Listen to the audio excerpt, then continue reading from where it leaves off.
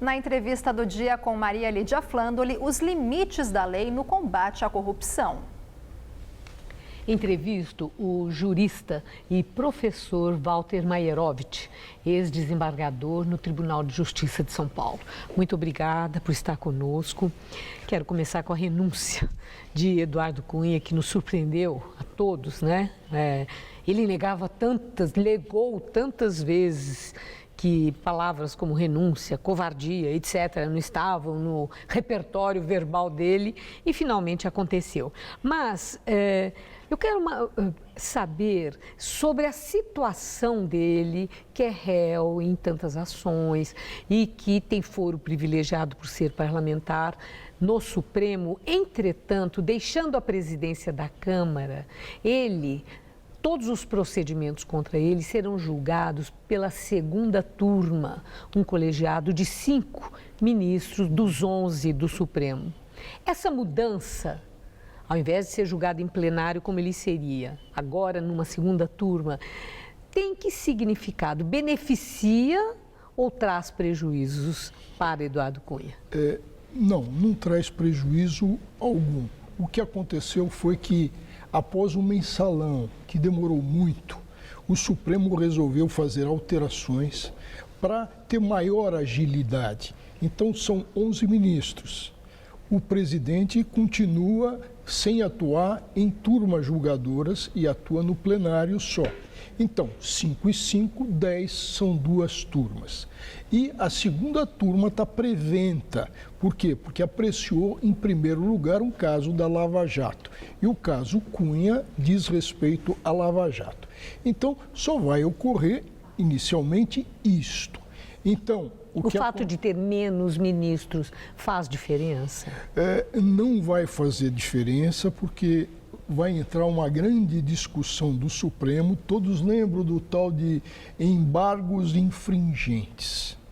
Pois bem, será que caberia embargos infringentes, quer dizer, para o plenário, em razão de um número X de votos na turma? Essa é uma questão que o Supremo vai ter que enfrentar. Agora, voltando um pouquinho do Cunha, enquanto ele era presidente, ele tinha, na realidade, vamos chamar de 2 privilégios. O primeiro, de ser julgado como todo chefe de poder, vale dizer, do Executivo, o presidente do Senado, e ele, julgamento pelo plenário, pelos 11 ministros. Agora, pelo fato dele ter perdido isso, ele perde o privilégio e vai ser julgado pela turma. É bom lembrar que nada muda. As denúncias 2 que foram recebidas contra ele continuam em andamento, a ação penal continuará em andamento. E tudo exatamente igual, salvo se ele vier a ser cassado e perder o mandato. Aí muda tudo, né? Aí porque muda perde tudo. O foro. Exatamente. Aí ele volta, ele vira, entre aspas, um mortal cidadão. Agora, vamos pensar na esposa e na filha dele, que são objetos, de ação penal por um juiz de primeiro grau, exatamente no foro de Curitiba. Ela tentou que o processo do Cunha exercesse, ou as investigações, uma visa atrativa, que ela fosse também encaminhada ao Supremo. O Supremo já entendeu que não. Agora, é essa a situação. A gente tem que se separar muito bem o que é do judiciário e o que é político. Porque o que nós estamos assistindo com relação à Câmara é um procedimento político. O impeachment? Digo com relação ao Cunha. Com relação ao Cunha. E também com relação ao impeachment, são procedimentos políticos. O que eu quero dizer com isso é que o Cunha, como hoje, um exemplo para ficar bem claro, ele entrou com recurso e depois entrou com aditamento ao recurso. O recurso era para anular e obteve o voto daquele deputado Fonseca. Agora, o que ele está fazendo já hoje? Ele adita o recurso com um argumento que não é jurídico, tá?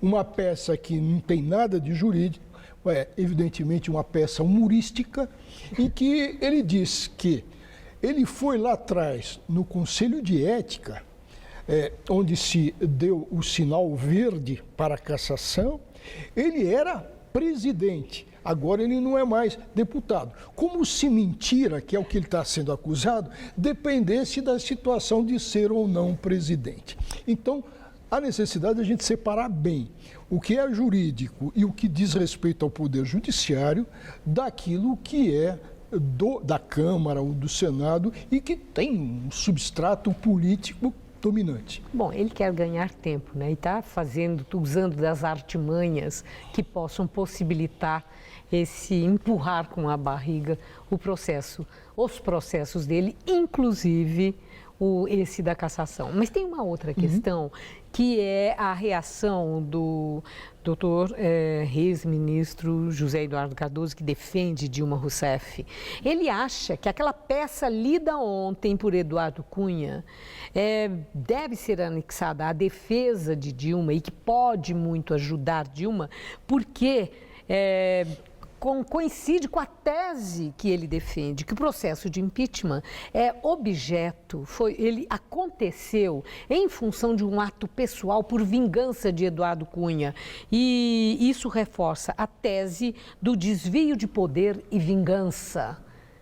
Sim. Esse argumento ajuda em alguma coisa a defesa de Dilma? Olha, isso é um grande jogo de cena, tá? Se joga para a torcida, se informa. Mas a gente tem que estar muito atento, porque o direito de defesa, conforme está na Constituição, é amplo. Nós não podemos prejulgar teses. O ministro Cardoso, que é um ex-ministro, que é competente, é um professor de direito e tal, ele coloca a coisa no devido lugar. Ele quer usar essa peça. Agora, por que não? Por que não pode exibir essa peça? Ele já quis usar outros instrumentos e não conseguiu. Por quê? Porque estavam fora do objeto do pedido. Como, por exemplo, juntar as gravações do Machado da Transpetro. Tá? Isso foi indeferido até pelo ministro Lewandowski. Cabe recurso ao Supremo.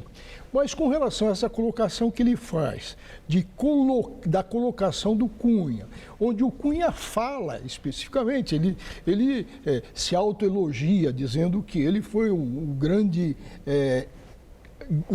incentivador ou a grande mola propulsora do impeachment.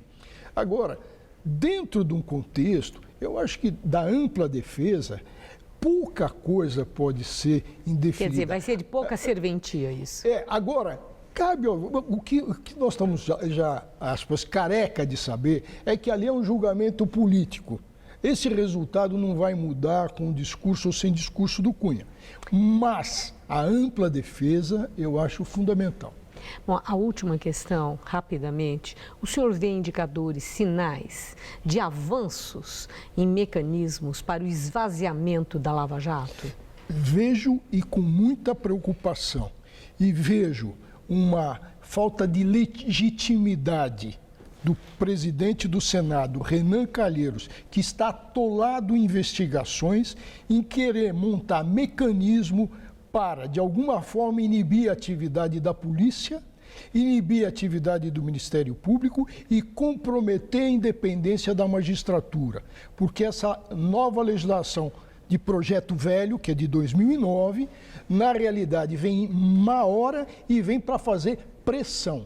E isso é mais um instrumento de tantos outros, como aquele que quer delação só com gente solta. Imagina alguém com trânsito em julgado, já.